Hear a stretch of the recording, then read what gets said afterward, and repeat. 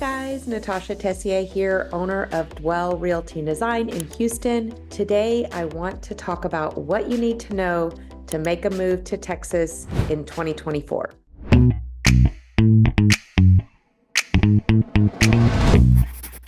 Hey guys, I'm Natasha Tessier. Welcome to my channel. I am the owner of Dwell Realty and Design. Design is because I used to be a designer for Southern Living, and I have a design team to do custom homes like the one I'm sitting in. But we also do a ton of real estate and a ton of transactions with people like you every single day. If you have not commented before, I would love to get to know you. Please don't be shy and comment below and let me know where you're watching from. It always makes me excited to kind of see people's journey, even if some people are 2 years out or whatever. Today, I wanted to talk about everything that you're going to need to know to make a move to Texas, specifically the Houston area in 2024. When people reach out to us, there's a lot of questions that we need to ask to make it as smooth as possible. And probably the biggest question is just figuring out your timeline. A lot of people get overwhelmed if they have a house to sell, where they're coming from, or, how's the move going to happen? I'm going to walk through all those steps. I do want to mention, if you reach out, the cell phone below is going to be me. And I don't have a team. I have Megan, who is my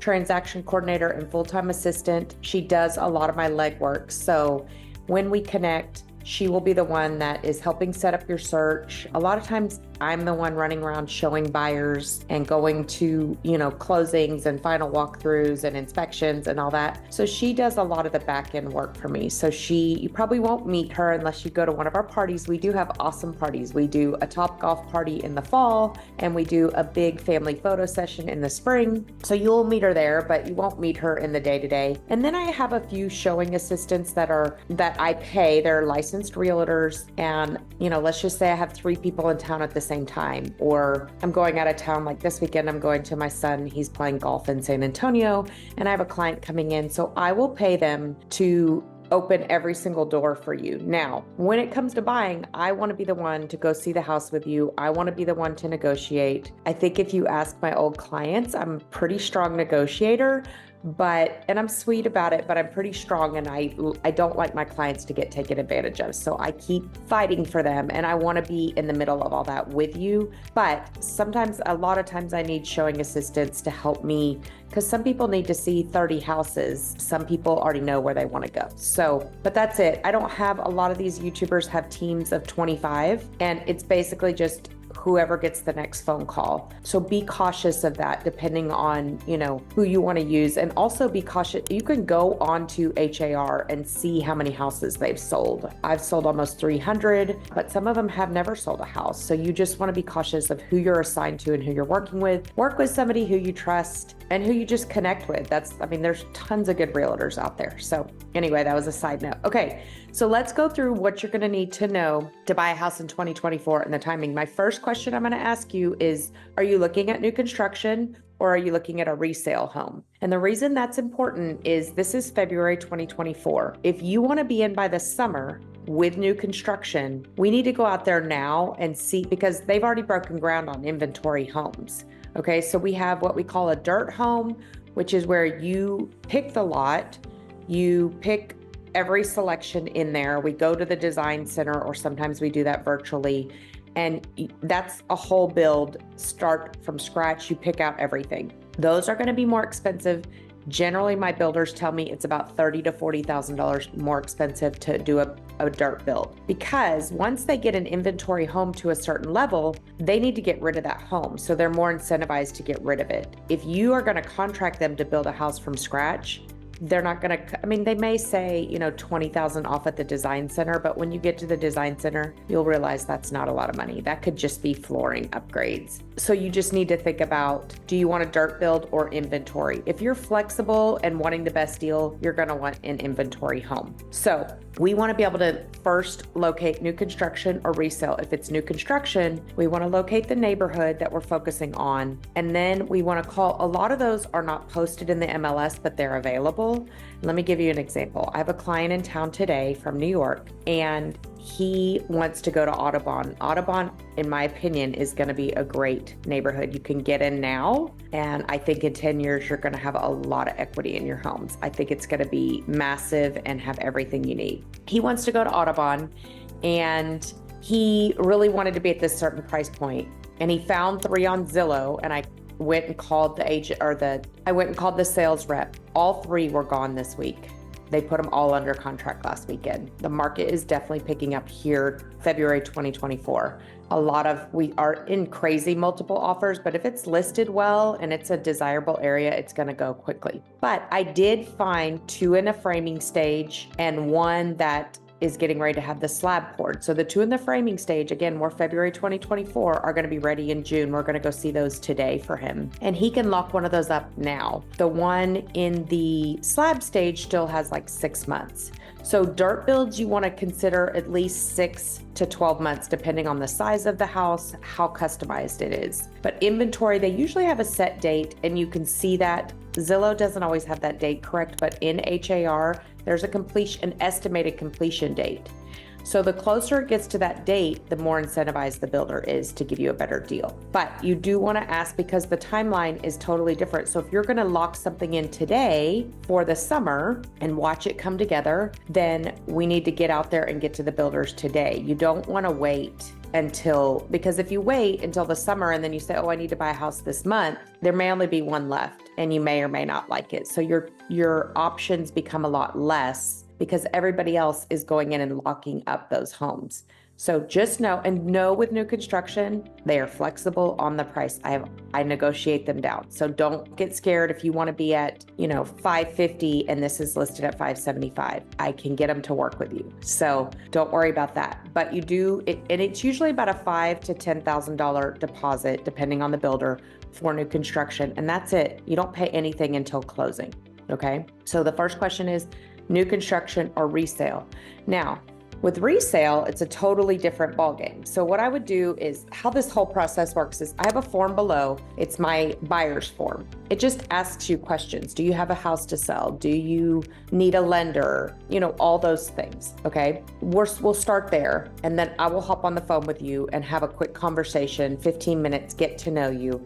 We will set up a search. This is new construction or resale, same thing. If it's resale, we're going to set up a search on what we think you're looking for. So we talk about areas. Our school's important. Obviously, nobody wants a flooded house, all those things. So, maybe it's a newer community. I want a master plan community. I want a very old house with a lot of charm and low taxes. Gonna do a tax video later. It's going to be good because we just got huge incentives, but another video coming next week. Okay, so on the resale, we're going to go through, we'll talk. Sometimes we need to get you to a lender first to see what your buying power is. How much can you pay for a home? What are you comfortable with? A lot of people go lower than what they qualify for, which I think is smart. You don't want to be house poor, especially in this economy. So we go in, we talk to a lender, unless you're cash, and then we figure out what your buying power is, and we set up that search. Now, if I set up a search and there are 50 homes that meet your qualifications and you like 15 of those homes, then chances are by the time you're ready to actually purchase that resale home, we're going to find you something. We have a realistic expectation of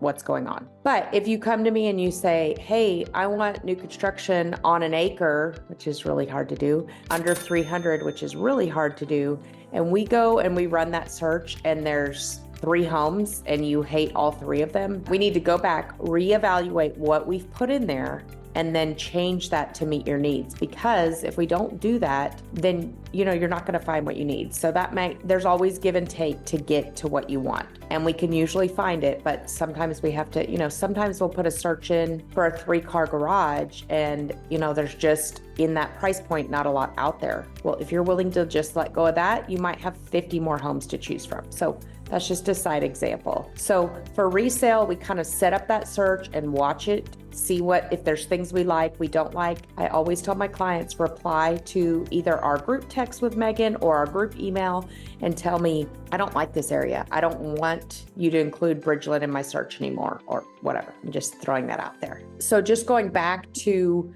you've got your dirt build, you've got your inventory. Now with inventory, you want to think about this. They've already chosen the lot. They've already chosen the plan. Most builders unless it's a higher price point, have already chosen all of the selections. However, there are some, depending on the stage of the build, they will let you change. A lot of my clients like to go in and change the flooring or go in and change the paint or whatever. They will, depending on the builder. Some of the lower end builders like DR Horton, they have packages, they're already pre-selected. It's done. It's ordered, there's no changing. But a lot of my builders, Highland, Perry, obviously Toll Brothers, Tri-Point, some of the more custom ones, Drees, all those, they're gonna let you customize it depending on the stage. Now, if the floors are in, that's a different story. So if you wanna get an inventory home that's already slated and priced and ready to go, but you wanna make changes, we need to get on that early. And then you can watch it come together. We also do inspections as the home's being built, and then one big inspection at the end. And I have great inspectors. You want to use an outside inspector. The builder's gonna tell you, oh, we go through 15 inspections. I find something on every single report, literally. It might be a brand new window that was installed wrong, that the argon gas is leaking. It might be shingles on the roof that are not nailed down. Minor things, but let's get it inspected and get it corrected before you even move it. Okay, so let's talk about if you have a home to sell where you're at, which most of my clients do. Some are in rentals, some don't need to sell it to buy, but most do want to get it sold. So the first thing I'm gonna ask you is, do you have an agent there? Because I work for a nationwide brokerage. There's I should say worldwide. We're in over 20 countries at EXP, but I know so many agents that I've worked with in these different states because people constantly move, from California to Texas, from Washington to Texas, from, New York, all these places. So I know and have relationships with agents there that I know are gonna respond like me. So my clients know if you call or text me, you're gonna hear back from me like within a few hours. And I always tell them, if I don't respond to you within an hour or two, hit me up again, because there are times when I'm recording something like this, a text comes through, it shows red, I miss it, but very few and far between. So most of my clients love how responsive I am, and Megan. We're both on top of things, maybe a little too much. But you wanna make sure that you find an agent there that's gonna be as responsive and going to helping you sell the house and the timeline. So the couple things you want to ask that agent that I can help you find, or maybe you have somebody you already love that you trust, but I want to be in contact and in sync with that agent so we can get your timeline down. So one question you want to ask them is, how's the market here? How many days on market is average in my neighborhood? Or do you think it'll take to sell my house? If they say, 80 days and you want to be here by the summer, you need to list right now. If they say 5 days,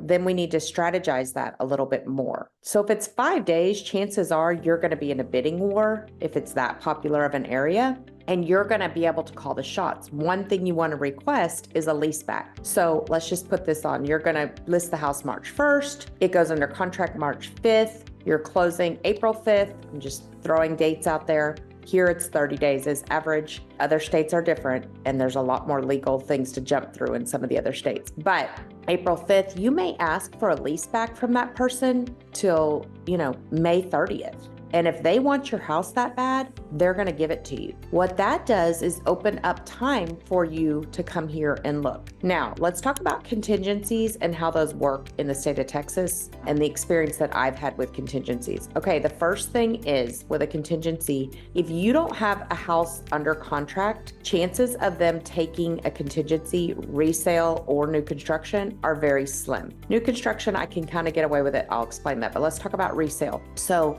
we go in, we want to make an offer, and we want it contingent on the sale of our home back in California. That's fine if you have a contract and they can call that agent and say, okay, is it past inspections? All the things. If you have it listed for 60 days and no contract, they're not going to take a contingency because they don't want to wait on your house to sell to get their house sold. So it needs to be under contract to get a contingency on resale. I've never had a seller take a contingency on a house that's not under contract. But it does protect you as the buyer up until the closing date of your sale of your home. So, if you put, hey, I need to sell 123 Main Street by, the closing date's, March 30th. If it doesn't close, you get everything back besides your option money, which is a few $100s, and if you've spent money on inspections. But you're protected. You're not required to buy that house if your sale falls through. So that's really something to think about. Let's talk about new construction and contingencies. I've done this with a few people. Some builders take a contingency. Some, like Perry, do not. So just depends on the builder. But I was working with somebody out in Woodland Hills on a David Weekly. They do take contingencies, and their house was not listed yet, and they were still willing to do that, which is awesome. What they do is they say, like, this house has started in December, and they say, we'll give you till February 15th to get that house under contract and sold. If February 15th comes and the house is not sold, they'll refund you your deposit and you move on. Or some builders will say, oh, do you have a contract? Is it closing in 2 weeks? We'll extend that contingency 2 weeks. So both of those are options with contingencies, but you just need to know what kind of market you're in. How quickly is your house going to sell? Is there a leaseback opportunity? Your agent there needs to be on top of all that so that your timeline can go well, and needs to communicate with me as your agent here so we can make it as smooth as possible. The other question you're going to want to ask your agent there is for a net sheet. So let's say you're listing your house and it's $600,000 and you want to know a net sheet. So you want to take out what your loan is you still owe on the house, the selling fees, whether here that's usually title and real estate fees, any lawyer fees, any escrow fees, all the fees. Like here, I can give you an estimate today. If you want to say, I want to sell my house, we think it's going to go for this much, we'll do a net sheet, and it'll show you what your profit should be at the end. We have to calculate taxes. We have to calculate the HOA. All this stuff can be calculated down to the day, prorated to the day, to kind of give you an idea of what you'll walk away from. And then that helps you again with your buying power here, because so many people have equity in their homes right now from the prices that went up over the past few years, that we want to use that equity as a down payment here. And that's going to help you figure out, again, what budget you need to be in. So all those questions are things we need to go through, where you're selling and who you're selling with, and make sure that they know and we're all on the same page with that. And then the last thing I'm just going to say is right now our rates have dropped. So in December, the rates dropped a little bit and we had a frenzy. Now they're kind of steady. I just got somebody the other day that was like just 6.1. If these rates drop to 5 in May, all those buyers are going to come out of the woodwork, and it's going to be a bidding war, and you're going to pay more for the house than less. So I keep telling people, don't wait for the rates to drop. Get a better deal right now while things are a little bit slower, depending on the area and the price of the house, and then refinance. So let's say you go in at 6% right now and it goes down to 4 3/4. If you paid 70 grand less for the house than the person that got it at 4 3/4 and you refinance, you're winning. So that's something to think about too. Anyway, I hope this video was helpful on the steps to moving to Texas, specifically Houston in 2024. I'm Natasha. I would love to get to know you. Please comment below, subscribe, reach out anytime, days, nights, weekends. I'm always here to help you, and I hope you have a blessed day.